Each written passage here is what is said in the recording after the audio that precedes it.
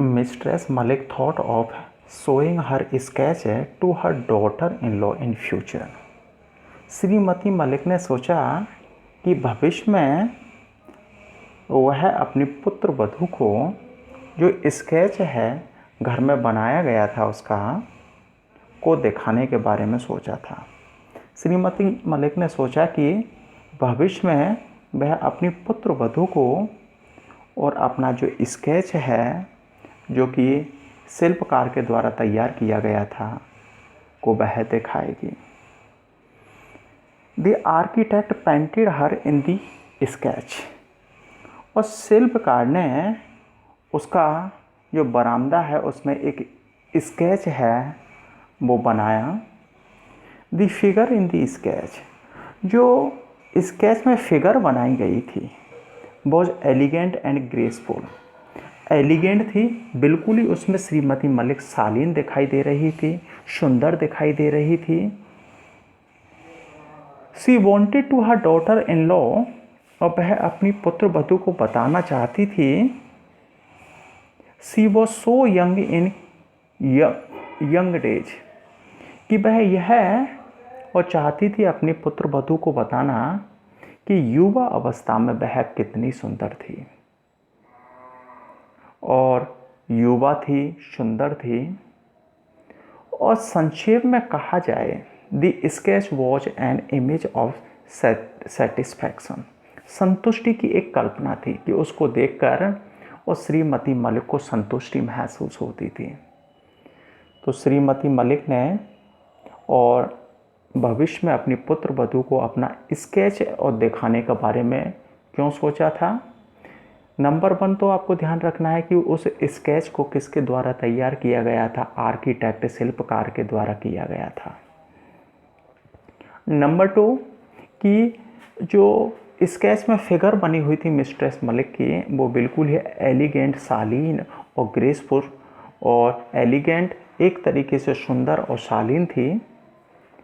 She wanted to her daughter in law, और वह अपनी पुत्र वधू को बताना चाहती थी कि युवा अवस्था में कितनी युवा थी और सुंदर थी।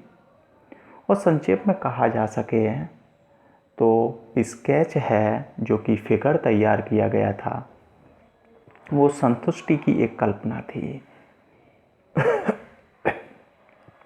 उस स्केच में she was bearing A maroon colour sari, maroon रंग की साड़ी पहनी हुई थी श्रीमती मलिक, और that the figure in the sketch है, और जैसा कि उसे स्केच में फिगर बनाई गई थी और उसमें श्रीमती मलिक को महरून कलर की साड़ी पहनाई गई थी। But she never liked this colour, परंतु श्रीमती मलिक थी वो महरून रंग को कभी भी पसंद नहीं करती थी। और जब वह उस स्केच को देखा करती थी तो वह सोचती थी कि हो सकता है कि उस शिल्पकार ने उसका उपहास बनाया था। लेकिन जिस दिन वो अपने नए घर में जाते हैं, प्रवेश करते हैं, that day her daughter in law वोर ए महरून साड़ी, कि उसकी पुत्र वधू थी जो महरून रंग की साड़ी पहने हुए थी। The figure in the sketch है, और जैसी साड़ी उसे स्केच में श्रीमती मलिक पहनी हुई थी। इन दिस वे, इस तरीके से she was similar to the figure in the sketch, और उसकी पुत्र वधू थी और उसी प्रकार से सिमिलर दिखाई दे रही थी जैसा कि स्केच में और थी, क्योंकि श्रीमती मलिक की पुत्र वधू और उस स्केच में श्रीमती मलिक वो दोनों ही एक जैसी साड़ी और पहने हुए थी।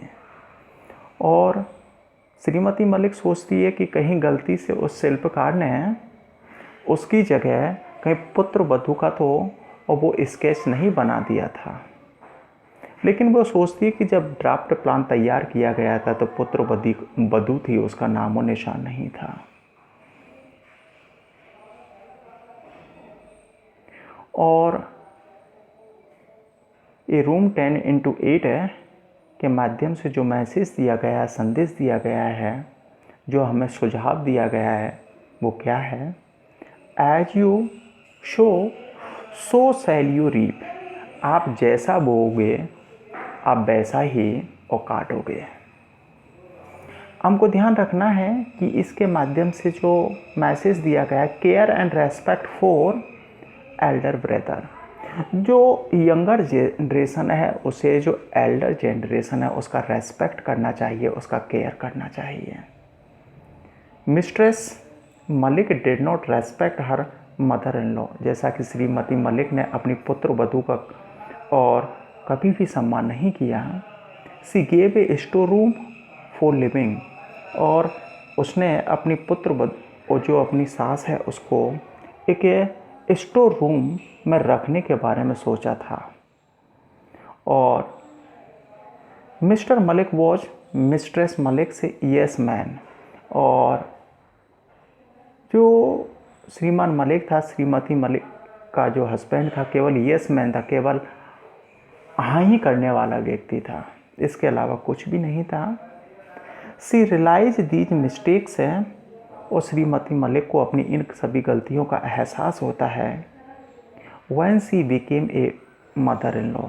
और जब वह एक सास बनती है तब उसे इन सभी अपनी गलतियों का एहसास होता है।